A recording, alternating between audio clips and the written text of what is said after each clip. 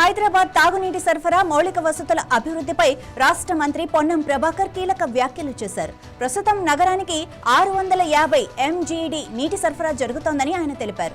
Godavari phase 2, phase 3 ప్రాజెక్టులకు సుమారు 7,000 కోట్ల రూపాయలతో పనులు కొనసాగుతున్నాయని వెల్లడించారు. భవిష్యత్ అవసరాలను దృష్టిలో పెట్టుకుని కాంగ్రెస్ ప్రభుత్వం ఈ ప్రాజెక్టులను తీసుకొస్తోందని ఆయన పేర్కొన్నారు. గత ప్రభుత్వం 2014 నుంచి 2024 వరకు నగర భవిష్యత్ నీటి అవసరాలపై సరైన ప్రణాళిక చేయలేదని మంత్రి విమర్శించారు. రాబోయే రోజుల్లో కృష్ణా ఫేజ్ 4, 5 తో పాటు సింగూరు వాటర్ పైప్ లైన్ ప్రాజెక్టును కూడా అమలు చేయనున్నట్లు తెలిపారు.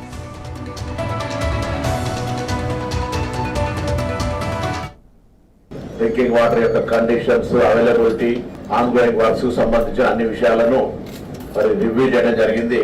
హైదరాబాద్ సంబంధించి 1989లో మున్సిపాలిటీ నుండి బైఫర్కేట్ అయినటువంటి జలమండలి ప్రత్యేకించి తన విస్తీర్ణాన్ని రోజు కొత్త పెంచుకుంటూ ఇప్పుడు ప్యూర్ ఏరియా కిందకి వచ్చేటప్పటికీ మరి చాలా ఇక అవన్నీ కూడా ఇప్పుడు జలమండలి పరిధిలోకి వచ్చి ఏరియా బాగా ఎక్స్పాండ్ అయినటువంటి పరిస్థితి. ఈ రోజు ప్రస్తుతానికి ఉన్నటువంటి కృష్ణా ఫేజ్ 1, 2, 3, గోదావరి, దాని తర్వాత సింగూర్, మంజీరా, హిమాయత్ అన్ని కలుపుకుంటే కూడా 650 MGD వాటర్ మనం హైదరాబాద్ మనం 550కి సంబంధించినటువంటి MGD మనకు సరఫరా అవుతా ఉంది.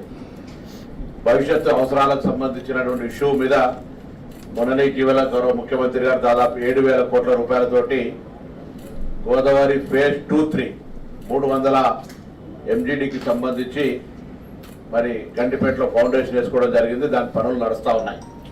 అంటే 2014 నుంచి 2023 వరకు హైదరాబాద్ ప్రజల అవసరాలకు సంబంధించి, భవిష్యత్ అవసరాలకు సంబంధించి ముందస్తు ప్రణాళిక అనేటువంటిది ఎక్కడ కూడా చేయలేదు. కనీసం ప్రణాళికతో పాటుగా ఆచరణ కానీ ఎక్కడ దానికి సంబంధించినటువంటి ఆలోచన కూడా జరిగినటువంటి పరిస్థితి.